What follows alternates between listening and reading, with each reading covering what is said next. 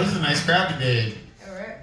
How's everybody doing? All right. Woo! So I almost got into a fist fight with a 6-year-old the other day. I went to fucking Sanrio Surprise, and my best friend, she loves Hello Kitty.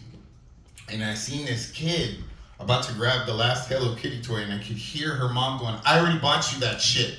So I run over and I snatched that shit out of her hand real quick, and she flexed on me. I was like, what the fuck? She was like, "Hey, that's mine." I was like, "Your mom just said she got you that shit." And she's like, "Give it back." And I was like, "Man, fuck that.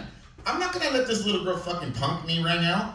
I said, "Stand on a fucking chair and say that shit to my face." And she fucking hopped up on this chair and she fucking flexed on me, and I was like, "Oh, hell no, I'm about to beat my fucking 6-year-old kid right now."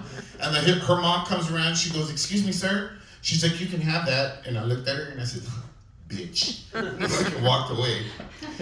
Anyway, so that was on Thursday. Christmas shopping around here fucking sucks. So I grew up here in San Diego. You know, I'm Polish, Scottish, and Filipino. You mix that together in San Diego and you get a Mexican. And but growing up, I lived with my grandparents. They came from the Philippines. And they lived with us for a little while. My grandpa used to walking around and get lost and shit. And his English was kind of broken. And when he would try to express stuff sometimes and explain stuff to you, his understanding of the English language, because it's the first English-speaking Asian country in the world. We teach it in the schools, but that doesn't mean that just because we know all the words that we know how to put them in a sentence structure. So, you know, he'll say some shit that's in his head. He's trying to say simple phrases like "walk a mile in my shoes." But when he translates it and it comes out, he'll be like, "You don't know how fucking hard is my life. You try on my shoes." You know? He says some bullshit like that. And then when grandma's hungry, instead of saying "your grandmother's hungry," he'll say some shit like, "Your grandma needs to be eaten." So there was one time we were living up the street from here. We lived at this really shitty apartment complex on Claremont Mesa Boulevard.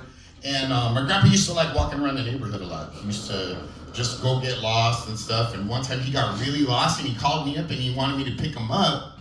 And I was like, "Hello?" And he goes, "Hey, I need you to come pick me up." I was like, "Okay, where you at?" He said, "Okay." I said, "Okay. Hurry the fuck up." "What are you talking about?" "I just told you, come get me." I was like, "Okay, well, where are you at?" He said, "Okay." I said, "Okay. What?" And he's like, "Hey, I just fucking thought, don't answer back to me. You come and get me right now." I said, "All right. Well, where are you at?" He said, "Okay." I said, "Okay, motherfucker. What the fuck? Mom, come talk to this old man." She gets on the phone and she's like, "Hello? Huh? Huh? I don't know where's that. Here, talk to your grandpa." I get back on the phone. I was like, "Hey, do me a favor.